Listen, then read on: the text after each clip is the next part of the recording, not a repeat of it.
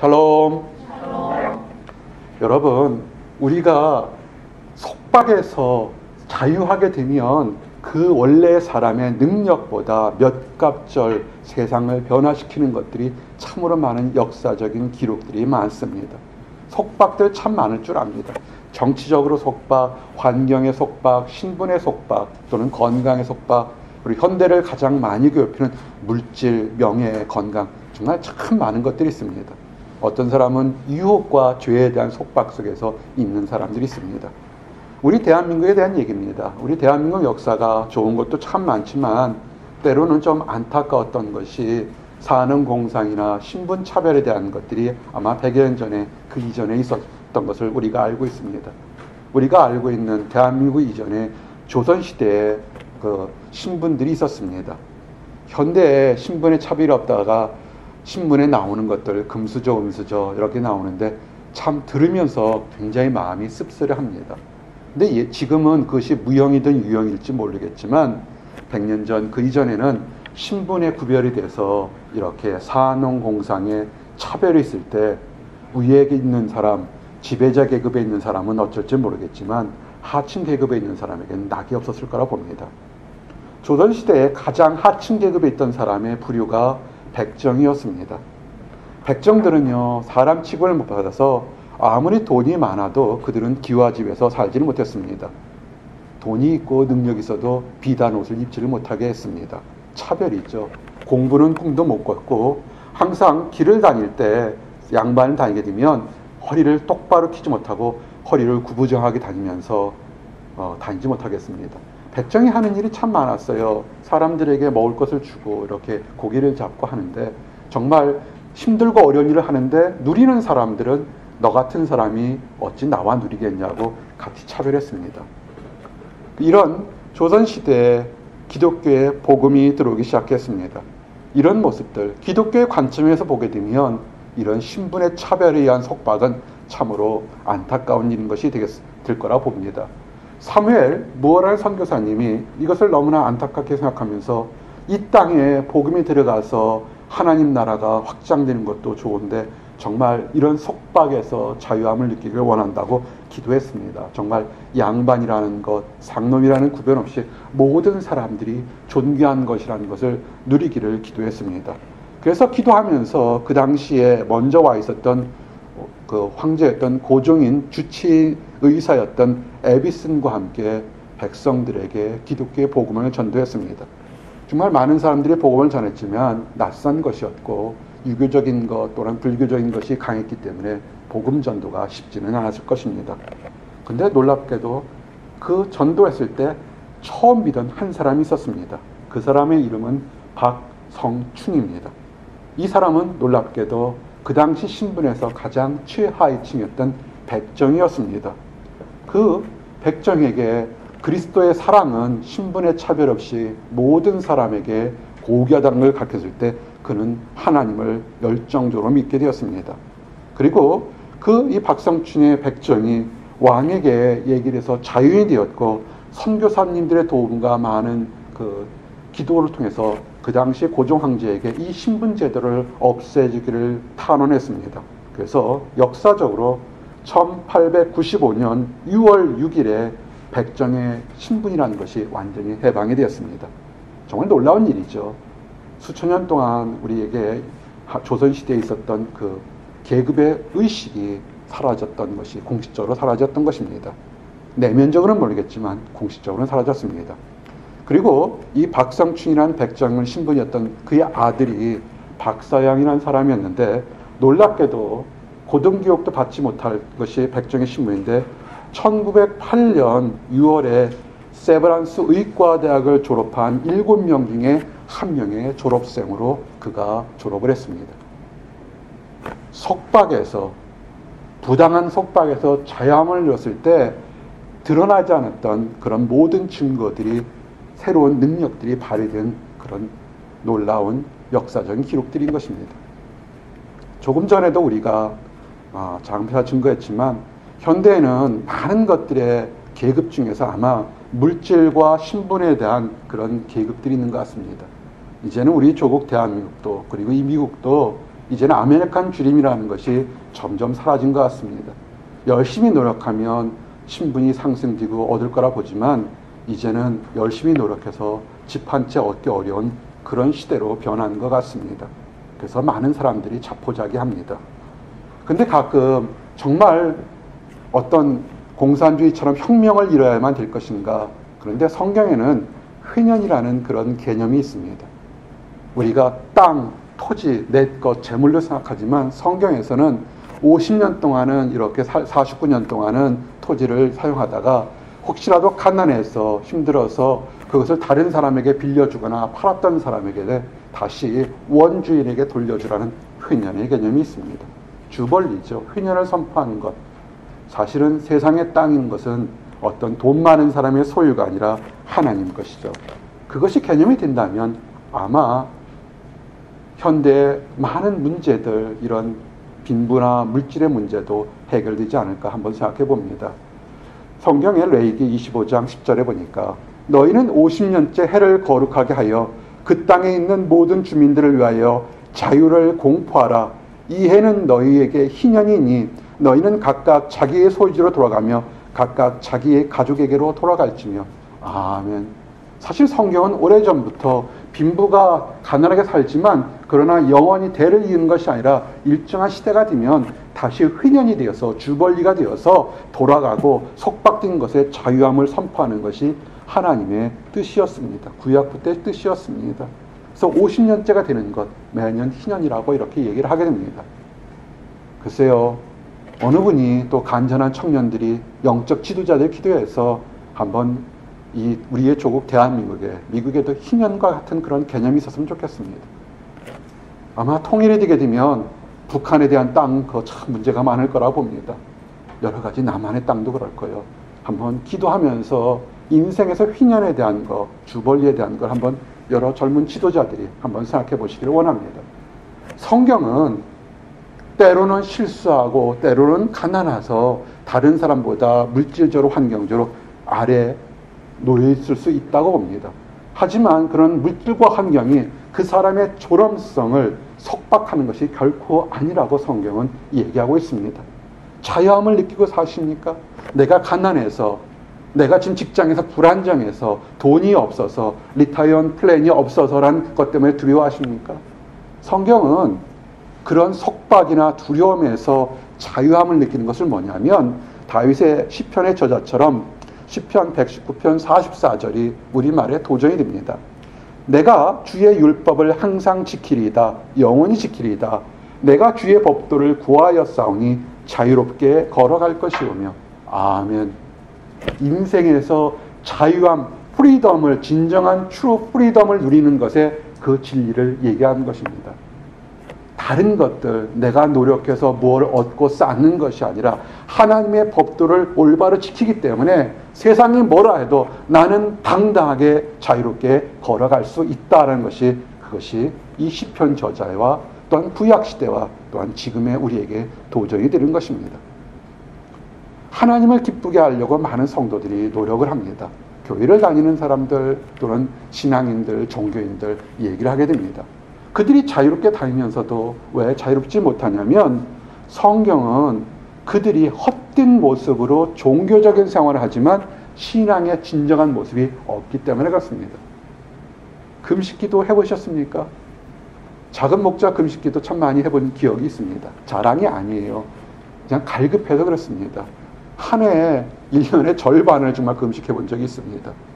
그래서 우스갯소리로 요새도 흰죽 먹기가 싫어요. 왜냐하면 금식하고 며칠 금식하고 나면 보식한다고 죽을 먹는데 그 간장 냄새가 이렇게 이제는 힘들 때가 많습니다. 금식, 정말 간절하게 하나님께 뭔가 아리고 싶고 간절함이 있으니까 하루, 이틀, 3일, 4일, 어떤 분은 일주일, 정말 어떤 분은 40일을 물만 먹고 금식하는 분들이 있습니다. 또 금식하게 되면 또 하나님이 놀랍게도 그 간절함을 보시고 이 모양 저 모양으로 사람을 들어 사용하거나 환경을 바꿔서 응답하실 때도 많습니다. 근데 구약시대도 그렇고 현대도 많은 사람들이 정말 금식하시는 분들 참 많습니다. 금식 기도원도 많습니다. 근데 어떤 사람은 응답이 되고 어떤 사람은 응답이 되지 않을 때가 많습니다. 왜 그럴까? 한번 생각해 볼 때 하나님의 말씀이 우리가 해답을 얻는 그런 단초가 될 거라 봅니다. 이사야서 59장 4절 보니까 보라 너희가 금식하면서 논쟁하며 다투며 악한 주먹으로 치는도다. 우리가 금식하는 것이 하나님께 좀 더 간절함을 보이면서 나의 속박에서 해방이 되어서 자유함을 느끼고 진정으로 하나님께 경배드리려고 금식을 하는 것이 하나의 간절함의 표현인데 싸우고 다투고 교만하다는 것입니다. 진정한 금식은 성경은 이렇게 합니다. 내가 기뻐하는 금식은 흉악의 결박을 풀어주며 멍에의 줄을 끌어주며 압제당하는 자를 자유롭게 하며 모든 멍에를 꺾는 것이 아니겠느냐. 아멘. 우리의 금식 기도가 내 자신을 둘러싼 사슬의 멍에에서 해방되는 것이고 내 가족, 내 이웃, 내 일터에 있는 사람들의 그 압제에서 그릇된 가르침에서 어리석음에서 해방되는 것, 그것이 진정한 금식이다. 내가 기뻐하는, 하나님이 기뻐하는 금식 기도다. 이렇게 얘기를 하는 것입니다. 해방시켜 주십시오. 여러분의 삶이 세상의 지위가 높든 평범하든 간에 주변에 혹시라도 그릇된 거, 잘못된 거, 범죄한 것 때문에 얽어매여 있는 사람들이 있습니다. 따뜻한 말, 부드러운 말, 진리를 통해서 그들에게 해방될 수 있는 프리덤, 자유를 줄 수 있는 그 길을 제공한다면 여러분은 40일 금식 기도한 것보다 더 위대한 금식 기도를 한 것과 똑같은 것입니다. 그것이 하나님을 기쁘게 하는 진정한 금식인 것입니다. 이사야서의 이 땅에 예언이 있었습니다. 언젠가 이 땅에 메시아가 오게 되면 메시아가 하는 것이 어떤 것인지에 대한 예언이 있었습니다. 이사야서 61장 1절에 보니까 주 여호와의 영이 내게 내리셨으니 이는 여호와께서 내게 기름을 부으사 가난한 자에게 아름다운 소식을 전하게 하려 하심이라. 나를 보내사 마음이 상한 자를 고치며 포로된 자에게 자유를, 갇힌 자에게 노임을 선포하며. 아멘. 구약의 백성들이, 히브리 백성들이 언젠가 메시아가 오면 나를 둘러싼 이 속박에서 해방될 것을 그들은 바라봤습니다. 메시아를 만나지 않고서도 이 소망 하나로 그들을 둘러싼 속박과 두려움에서 자유함으로 그들은 즐거워했던 것입니다. 신약을 사는 우리들은 어떨까요? 그것보다 훨씬 분명하고 뚜렷하게 축복이 있습니다. 메시아인 예수님이 이 땅에 오셔서 그가 공생에서 처음에 했던 이야기가 우리가 기록되어 있습니다. 누가복음 4장 16절에서 19절에 보게 되면 이렇게 기록되어 있습니다. 예수님께서 그가 자라던 나사렛에 이르러서 늘 하던 대로 그 당시 예배드리던 회당에 들어가서 하나님 말씀을 이렇게 읽게 됩니다. 선지자 이사야 글을 읽습니다. 거기에 보게 되면 일부러 예수님께서 기록된 곳을 찾으시니 그랬습니다. 그냥 이사야 말씀에 두루마리에서 아무 곳이나 읽는 것이 아니라 예수님께서는 분명한 목적을 가지고 기록된 것을 찾으시면서 그 회중들에게 선포합니다. 그것이 18절에 보니까 주의 성령이 내게 임하셨으니 이는 가난한 자에게 복음을 전하게 하시려고 내게 기름을 부으시고 나를 보내사 포로된 자에게 자유를, 눈먼 자에게 다시 보게 함을 전파하며 눌린 자를 자유롭게 하고 주의 은혜의 해를 전파하게 하려 하심이라. 아멘. 예수님께서 자기 자신이 수백 년 동안 그리고 구약에서 수천 년 동안 예언됐던 메시아임을 증거한 것이 이사야서의 말씀을 그대로 다시 찾아서 읽으면서 포로된 자에게 자유를 주겠다는 것입니다. 지금 하나님이 나와 함께 있으면서 세상살이의 그 억압과 두려움에 대해서 덜덜 떨고 있는 포로된 사람에게 자유함을 주겠다는 것입니다. 처음 말씀을 증거할 때 휘년 주벌리를 선포했습니다. 50년마다 한 번씩 휘년을 바라봤습니다. 모든 것을 뺏기고 자기 자신이 무능해서 땅을 뺏겼거나 아니면 억울하게 땅을 뺏거나 히브리 백성들의 딱 하나 기다린 것은 49년이 지난 50년째가 지나면 율법에 따라서 다시 땅을 찾고 회복하는 휘년만을 기다렸습니다. 그때가 되면 나는 다시 내 땅에서 행복하게 살 거라는 휘년만을 기다렸습니다. 예수님이 얘기합니다. 그런 50년의 휘년이 아니고 땅을 찾는 휘년이 아니라 지금부터 영원까지 이제는 영원한 휘년인 주의 은혜의 해를 전파하는 주벌리를 예수님께서 선포하셨던 것입니다. 여러분 당당하십시오. 이미 휘년에 대해서, 주벌리에 대해서, 프리덤에 대해서 이미 예수님께서 선포하셨습니다.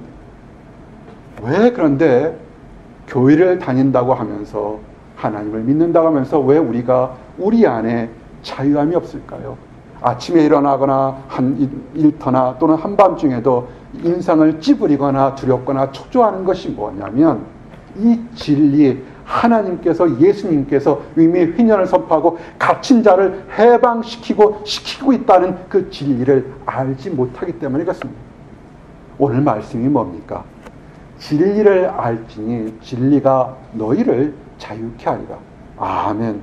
진리를 아셔야 합니다. 진리가 머릿속이 아니라 머리부터 발끝까지 아실 때 정말 세상이 어떻든 간에 폭풍을 치는 그 바다 한가운데서 잠잠하고 평화할 수 있는 그런 자유함을 누릴 수 있는 것입니다. 수백 년 동안, 수천 년 동안 이스라엘 백성들이 기다렸습니다. 메시아가 오면 휘년이 될 거야. 메시아가 오면 우리는 모든 속박에 자유할 거라고 얘기했습니다. 그랬더니 예수님께서 그렇게 너희가 진리를 알지니 진리가 너희를 자유케 하리라 그럴 때 그들의 머리는 귀는 들었지만 가슴에서는 거부합니다. 이렇게 얘기합니다. 우리가 아브라함의 자손인데 남의 종이 된 적이 없는데 어찌하여 우리가 죄인처럼 노예처럼 자유롭게 되느냐라고 했습니다. 정말 그럴까요? 지금 당시에 이렇게 질문하고 반발했던 히브리 이스라엘 백성들, 로마의 속국이었습니다. 수없이 많은 히브리 백성들 바벨론의 포로로 잡혀갔고 수없이 많은 종과 노예 생활을 했습니다. 듣기 싫고 인정하기 싫어서 그렇습니다. 왜 인정하기 싫을까요? 하나님으로부터 자유함을 받는 것보다 죄의 유혹과 달콤함과 세상의 화려함에 취해 있기 때문에 나는 지금 행복하게 자유롭게 살고 있다고 착각들 하고 있는 것입니다. 그렇기 때문에 예수님께서 진리를 선포할 때 우리는 종이 된 적이 없다고 생각하는 것입니다. 진정한 진리는 하나님의 말씀이 우리에게 있어야 되는 것입니다. 죄 속에 있기 때문에 진리가 들어오지 않는 것입니다. 하나님의 자녀만이, 아들만이 진리를 자유케 하는 것입니다. 호주 시드니에 교도소에서 갇혀있던 한 죄수가 있었습니다. 늘 갇혀있기 때문에 그의 꿈은 탈옥이었습니다. 자유함을 누리는 것이었습니다. 그가 머리가 있었습니다. 어떻게 하면 이 교도소에서 탈옥을 할까? 그런데 교도소에 있는 그 많은 간수들과 경비원들이 엄격하게 지켜서 도저히 탈출할 기회가 없었습니다. 근데 가만히 보니까 그 교도소에 있는 그 죄수들에게 빵을 배달하는 배달차가 매우 정확한 일정한 시간에 교도소에 들어왔다가 나가는 것을 보게 되었습니다. 그렇다. 저 빵 배달차에 수만만 들어갈 수 있으면 나는 나갈 수 있을 거라 생각했습니다. 그래서 노렸습니다. 그 빵 배달차는 매우 일정하게 들어왔기 때문에 틈을 노려서 정말 아주 짧은 순간이지만 간수들과 경비원들이 한눈 파는 거에 그 차 안으로 숨어 들어갔습니다. 차 안은 추억이기 때문에 그 문을 닫을 때 차 안에 공기가 없어서 무척 답답했습니다. 더운 호주 지방이었기 때문에 땀과 그 먼지가 범벅이 됐습니다. 그래도 그는 소망이 있었습니다. 이제 이 빵을 배달하는 차가 밖으로 나가게 되면, 그리고 문을 열게 되면 나는 자유롭게 세상에서 살게 될 거라 아주 행복했습니다. 그래서 힘들고 어려도 그 자유함을 누리는 생각 때문에 결코 두려워하지 않았습니다. 이윽고 배달차가 도착을 했습니다. 문을 열었습니다. 너무 신났습니다. 이제는 나는 자유롭게 될 거라고 문을 열고 딱 튀고 도망갔는데 눈을 딱 떠보니까 다른 교도소였습니다. 그 빵 배달차가 이쪽 교도소에서 빵을 배달고 신고서 다른 교도소로 들어가서 또 문을 열었던 것입니다. 자유를 소망해서 탈출했지만 그는 또 다른 감옥에 들어간 것입니다. 여러분, 세상에 물질이든 명예든 권력이든 이성이든 성욕이든 이런 것을 통해서 내가 그것만 있으면 나는 자유롭고 행복해질 거라고 생각하지만 그것을 얻으면 또 다른 늪처럼 거기에 빠져서 영원히 나오지를 못하게 됩니다. 거기에 취하게 있으면 예수님이 그 앞에서 진리를 알지니 진리가 너희를 자유롭게 한다래도 그들은 부정합니다. 나 죄 지은 적 없어. 나 자유로워. 나 행복해. 이런 얘기를 할 수밖에 없는 것입니다. 죄의 종이기 때문에 그는 자유롭게 살 수밖에 없는 것입니다. 죄 속에 있기 때문에 그 죄 속에서 자유로움을 느끼는 것입니다. 근데 무슨 열매를 얻겠습니까? 부끄러운 열매들밖에는 얻을 수가 없는 것입니다. 그래서 로마서 6장 22절에 보니까 그러나 이제는 너희가 죄로부터 해방되고 하나님께 종이 되어 거룩함에 이르는 열매를 맺었으니 그 마지막은 영생이라. 죄의 삭은 사망이요 하나님의 은사는 그리스도 예수 우리 주 안에 있는 영생이니라. 아멘. 크리스찬이 이 땅 살면서 때로는 고통받고 어려운 거 그거 축복입니다. 왜냐하면 죄 속에서 그 죄에 물들지 않고 버둥버둥 거리고 있기 때문에 고통스러울 수밖에 없는 것입니다. 내가 살아있다는 증거인 것입니다. 두려워하지 마십시오. 죄의 삭은 사망이지만 우리는 세상에 거칠고 더러운 죽어가는 물에서 떠내려가는 것이나 그 더러운 물에서 깨끗한 물로 인들 거슬러 올라가는 마치 물고기처럼 살아서 움직이는 그런 물고기인 것입니다. 당당하고 즐거워하시기를 바랍니다. 크리스찬이 진리를 아는 사람은 고난을 받을 수밖에 없는 것입니다. 로마서 8장 18절 21절에 보니까 현재의 고난은 장차 우리에게 나타날 영광과 비교할 수 없도다. 아멘. 지금 혼탁한 세상 속에서 잠깐 동안 하나님을 믿는 자유함으로 기쁠 때가 있지만 그러나 잠시 잠깐 후에 우리의 주님 하나님과 있을 때는 이 고통은 말로 비교할 수 없는 축복과 영예로 변한다는 것입니다. 하나님의 뜻은요, 이 세상의 속박에 하나님의 피조물들이 굴복되는 것이 아닙니다. 20절에 보니까 피조물이 허무한데 굴복하는 것이 자기 뜻이 아니요 오직 굴복하게 하시는 이로 말미암아 그 바라는 것은 피조물도 썩어짐의 종으로 탄 데서 해방되어 하나님의 자녀들의 영광의 자유에 이르는 것이니라. 아멘. 우리가 구별된 삶을 돌아보셔야 됩니다. 세상 사람들, 안 믿는 사람과 동일하게 다 썩어져서 없어질 것에 대한 것을 보지 마십시오. 저는 이 보스턴 땅에 살면서 아주 은혜로운 시간들을 가질 때가 참 많습니다. 힘들고 어려울 때 자주 가는 곳이 있습니다. 캠브리지에 있는 그 공동묘지가 있고요. 예전에 벨몬에 12년, 13년 가까이 살 때 바로 집 근처에 묘지가 있었습니다. 아주 묘지라고 한국식으로 음산한 것이 아니라 공원처럼 만들어서 아주 갈 때마다 많습니다. 거기 보게 되면 갈 때는 모든 사람들이 다 비슷한 사이즈의 묘지에 들어가게 됩니다. 묘지에 아주 이런 묘지에 그 라스트 네임이 이런 게 있습니다. 정말이에요. 제가 있었던데 그 라스트 네임에 돌아가신 분의 성이 뭐냐면 리치입니다. 부자입니다. 그분이 이렇게 요만한 묘지가 있습니다. 그분 바로 옆에 또 라스트 네임이 어떠냐면 스트롱, 강한 사람이 하나 딱 있습니다. 와, 신기하다. 그 옆에 딱 보니까 어떤 사람이 묘지를 썼는데 뭐냐면 푸어입니다. P-O-O-R. 근데 그들의 묘지는 다 똑같습니다.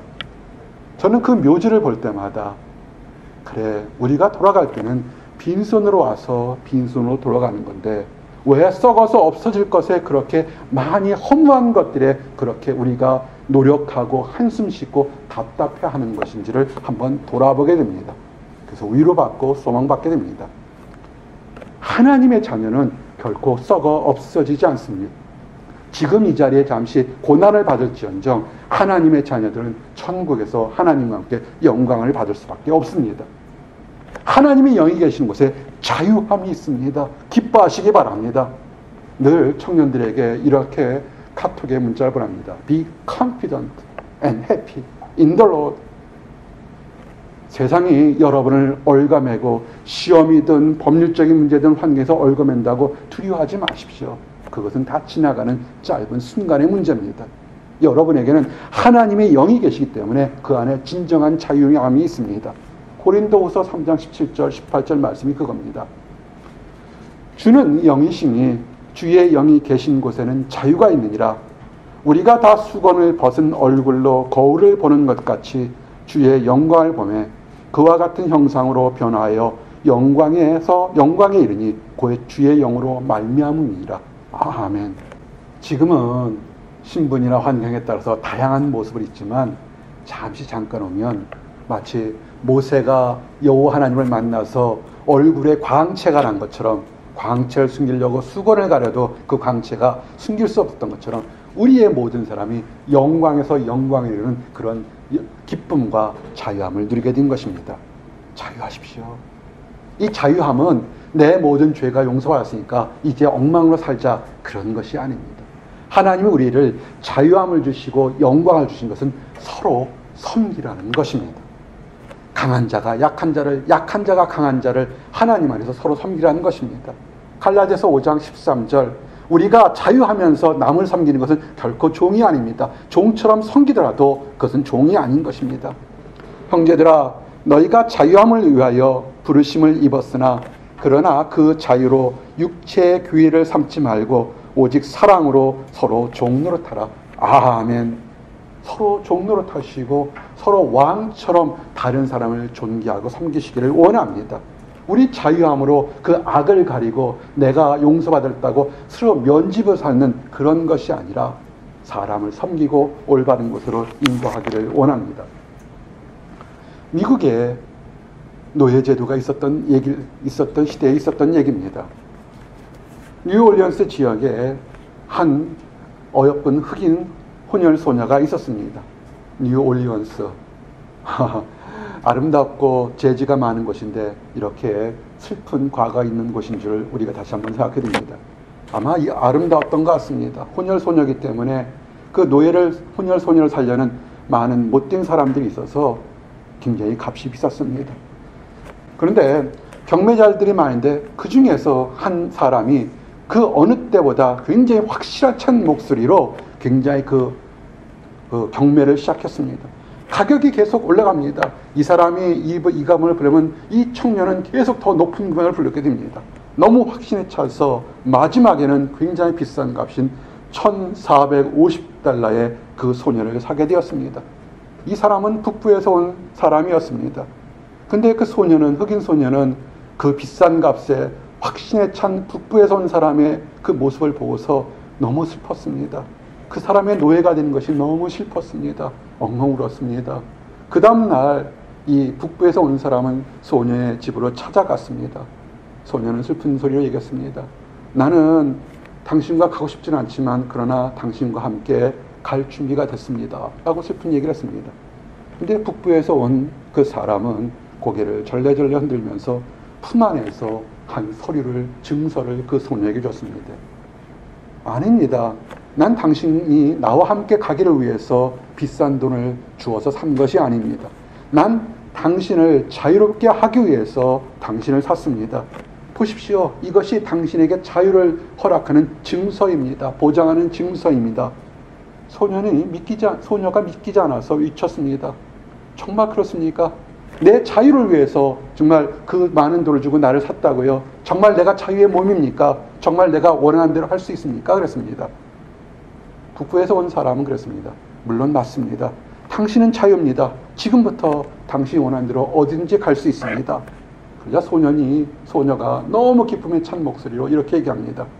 그렇다면 선생님, 남은 생애 동안 나는 당신을 섬길 수 있도록 저를 데려가 주십시오. 라고 이렇게 얘기했습니다. 그 소녀는 이 북부에서 온 사람의 자유로운 봉사자로 일생을 살았습니다.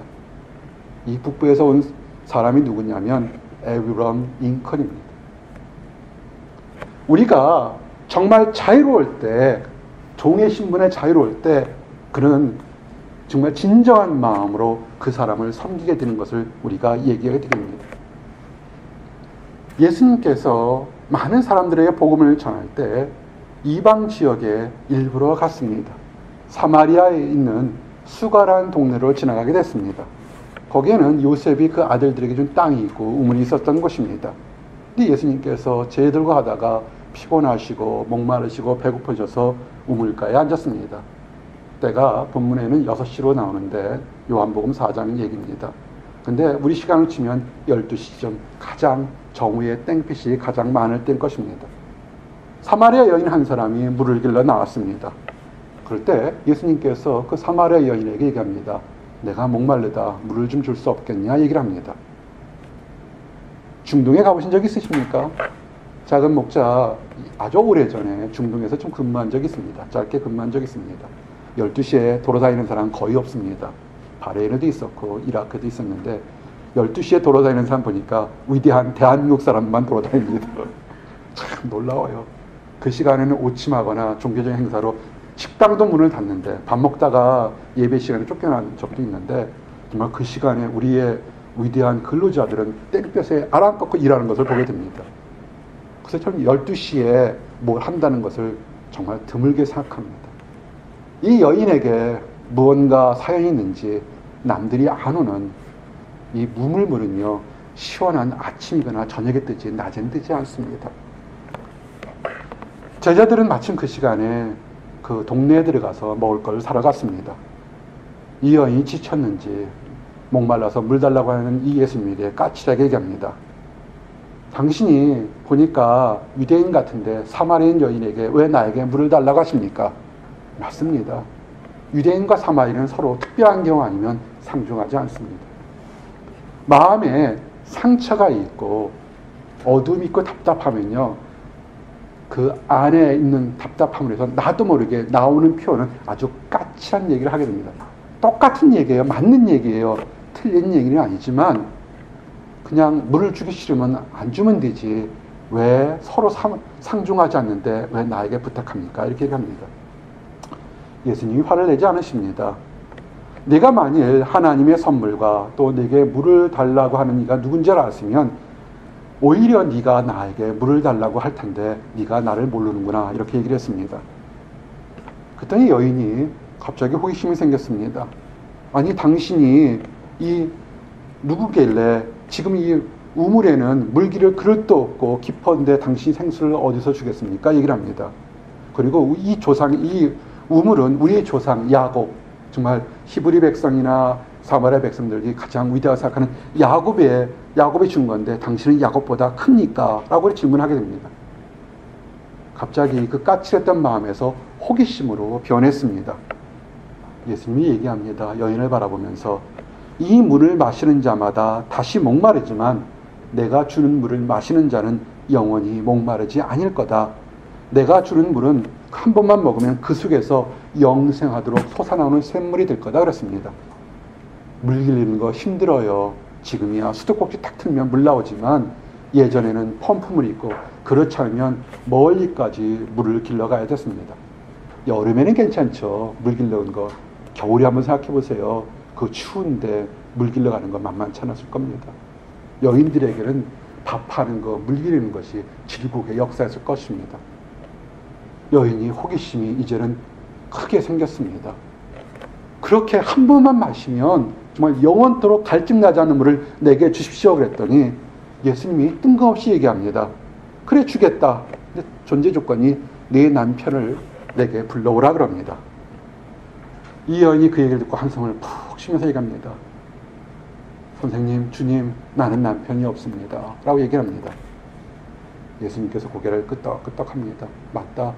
내가 남편이 없다. 이전에도 5 남편이 있었지만 지금 있는 남편도 네 남편이 아니다. 남편을 6번째 거쳤는데 그의 삶이, 여인의 삶이 얼마나 힘든지 남편이 아닌 동거인으로 사는 참 각박하고 복이 없는 그런 여인일 거 봅니다. 우리는 알 수가 없습니다. 부정한 방법이어서 남편이 많았는지 아니면 남편이 있다가 계속 사별해서 계속 재혼해서 정말 6번째 남편을 낳는지 우리는 알 수가 없습니다. 이 여인이 놀랍니다. 아니 처음 보는 유대인이 사마리아 동네 와서 자기의 속 얘기를 그리고 그 살고 있는 것이 남편이라 할지라도 정말 남편답지 않은 남편 때문에 가슴 아리에 힘들고 그 아픈 것을 전곡을 콕 찔러 얘기합니다. 남편으로 살지만 남편이 아니다. 여인이 이제는 까칠한 모습에서 호기심에서 이제는 한 단계 더 나갑니다. 당신 선지자 아닙니까? 라고 질문합니다. 많은 가정들, 현대의 가정들, 결혼하고 사는데 남편으로 사는데 남편이 아닌 수없이 많은 그런 사람들 많습니다. 그런 아내들의 마음에 얼마나 가슴이 아프겠습니까? 맞다. 지금 살고 있는 남편이 남편이 아니다 할 때 우리 아내들이 맞습니다. 선지자입니까? 이렇게 얘기하겠습니까? 여인이 얼마나 가슴에 아팠던 것을 쳤는지 맞습니다. 선지자입니다. 얘기합니다. 갑자기 이 여인의 질문이 현실적인 물들고 속썩이고 싸우고 사별하고 이별했던 그런 현실적인 문제에서 영적인 문제로 질문이 바뀌게 됩니다. 우리가 이 산에서 예배했는데 유대인들의 말에는 예루살렘에서 예배하는 곳이 진정한 곳이 있다고 합니다. 어떻게 생각하십니까? 얘기합니다. 예수님께 그 여인에게 말합니다. 내 말을 믿으라. 이 산도 말고 예루살렘도 말고 너희가 직접적으로 하나님 아버지께 여호와께 예배할 때가 있다고 얘기합니다. 이 여인의 가슴의 깊은 곳에서 뭐냐면 내가 사마리아에 있어서 지금 유대 땅에 예루살렘에 가서 아버지 하나님께 여호와께 눈물로 기도하면 이 문제가 해결되지 않을까 하는 것이 그 마음속에 늘 있었던 것 같습니다. 여러분 어려움이 있을 때 어떻게 사십니까? 이 여인의 마음에서는 이 앞에 산이 아니라 예루살렘에 가서 진정으로 여호와 하나님 걸 만나면 문제가 해결될 거라 생각했는데 예수님은 한 단계 더 나가서 얘기합니다. 눈에 보이는 장소가 아니라 네가 진정으로 하나님 앞에 나가서 예배할 때가 있을 거라고 얘기를 합니다. 히브리 백성들이, 유대인들이, 사마리아인들이 너희가 알지 못한 것을 예배하지만 우리는 아는 것을 예배하고 이것이 구원이 유대인으로 나겠다고 하나님의 섭리 때문에 그런 거다라고 얘기를 합니다. 그렇지만 혈통으로 난 것이 아니라 진정으로 예배드린 것은 하나님 앞에 영과 진리로 예배할 때가 오니 곧 이때라. 아버지께서는 자기에게 이렇게 예배하는 자를 찾으시느니라. 아멘. 요한복음 4장 22절 말씀처럼 23절 말씀처럼 예배를 여인에게 증거합니다. 하나님은 영이시기 때문에 예배하는 자가 영과 진리로 예배하게 되면 어느 곳에 있든지 간에 하나님을 만날 것이다 얘기합니다.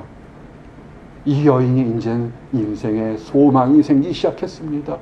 맞습니다. 내가 사마리아 사람들이지만 들리는 얘기면 그리스도가 곧 이 땅에 올 것인데 나는 그가 곧 오실 걸 믿습니다.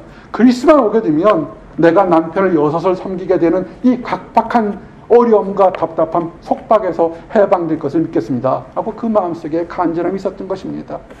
그가 오게 되면 내가 왜 다른 사람들은 행복하게 사는데 왜 나는 이렇게 힘들고 어렵고 무시받고 멸시받고 천대받게 사는데 그 모든 것에 대한 대답도 해주실 것을 믿습니다. 고백을 합니다.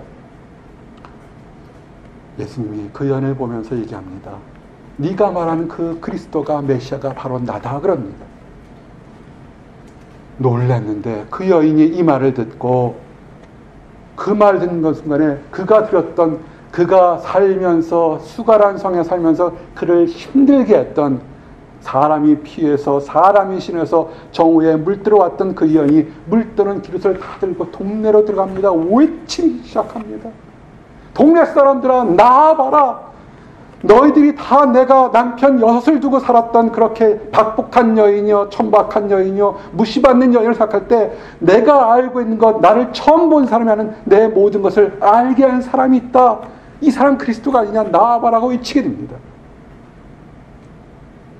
돈으로 산 것이 아니라 기쁨으로 자유함을 주니까 그가 모든 것에서 자유함으로 그가 나가서 동네방네 선포하며 자유함을 선포하게 됩니다. 작은 성에서 그 여인이 얼마나 멸시와 천대와 조롱을 받았을까요? 그가 박복해서 계속 남편이 5을 다 사별해서 6번째 사별해서 재혼하는 것은 부끄러운 것은 아니지만 박복하지 않았을 겁니까? 아니면 다른 것 때문에 남편이 계속 헤어지고 이혼하고 결혼했다면 얼마나 무시와 천대받았을까요? 사람이 싫었을 겁니다. 사람에 대한 미움과 증오가 있는데 그 사람이 이제 오히려 환한 미소로 동네 사람들아 나와봐라 그리스도가 온 것 같다 라고 외칩니다. 사람들이 나오게 됩니다. 수근수근거리며 나오게 됩니다. 저 여인이 더위를 먹었나? 왜 그럴까? 제자들도 놀랍니다. 우리 주님께서 여인에게 모래길에 저 여인이 이렇게 길길이 뛰면서 좋아하면서 뛰어갈까? 배고프셔서 또 헛얘기를 하셨나? 예수님이 환하게 웃으시면서 얘기합니다. 아니다. 나 먹지 않아도 배부르다. 너희가 알지 못하는 양식이 내게 있다 그럽니다. 제자들이 궁금해하고 동네 사람들이 다 왔을 때 그가 동네 사람들에게 하나님의 말씀을 증거할 때 동네 사람들이 소망과 자유함을 갖게 됩니다.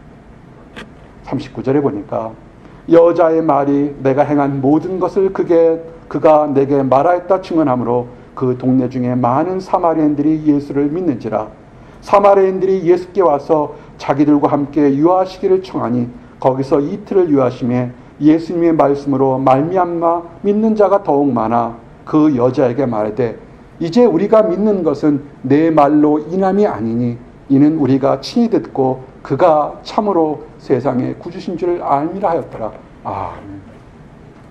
아브라함 링컨이 불쌍한 운명을 가졌던 소녀 한 명을 자기의 있는 전 재산 가까이 투자하면서 자유를 주려 할 때 그 소녀가 기쁨 가운데 그의 봉사자가 된 것처럼 우리 주 예수님께서 힘들고 어렵고 멸시와 천대받던 한 여인의 딱함을 보고 그에게 소망을 주었을 때 그 여인이 자유함을 가져서 그를 미워하고 싸웠던 그의 원수 같던 동네 사람들에게 가장 먼저 기쁜 소식을 전한 놀라운 역사가 일어났습니다. 사랑하는 성도 여러분, 이제 말씀을 정리할고자 합니다. 오늘 말씀을 증거하는 이 작은 목자의 핵심은 이겁니다. 우리가 진정으로 하나님 앞에서 자유함, 거듭남, 죄사함을 받았다면 우리의 가장 사랑하는 사람들뿐만 아니라 우리를 힘들게 하고 조롱하고 낙심했던 사람까지도 동네 사람들아 와 보라는 것처럼 기쁜 가운데 나갈 수 있는 나와 여러분이 되기를 원합니다. 그들이 호기심으로 우리의 선한 모습, 그리스도의 향기로 그들이 처음에는 궁금해하지만 그러나 하나님의 말씀이 그들에게 전파됐을 때 그들 또한 변화될 것을 우리가 믿기 때문인 것입니다. 그래서 사마리아 사람들처럼 여인의 말이 아니라 이제는 예수 그리스도의 말을 들으니까 그가 진정한 그리스도인이라는 것을 그가 구세주인 것을 알고 그들 또한 자유함을 얻었던 것입니다. 자유함을 누리시기를 원합니다. 진리를 즐거워하시고 다른 사람에게 나누십시오. 여러분이 진리를 즐거워하고 나눌 때 여러분의 가족과 이웃과 여러분을 핍박했던 원수까지도 자유함에 이르는 새로운 사람으로 변화될 것을 믿습니다. 기도하시겠습니다. 하나님 감사합니다. 모든 죄 사함을 허락하심을 감사합니다. 추하고 어리석고 허물 속에서 그리스도께서 우리의 죄를 용서하여 주심을 인하여 감사합니다. 아버지, 위안가리 뛰어나지 송아지처럼 즐거워할 수 있게 인도하시고 수가성의 여인처럼 동네 사람들아 나아보라고 즐거워 위치게 하심을 인하여 감사합니다.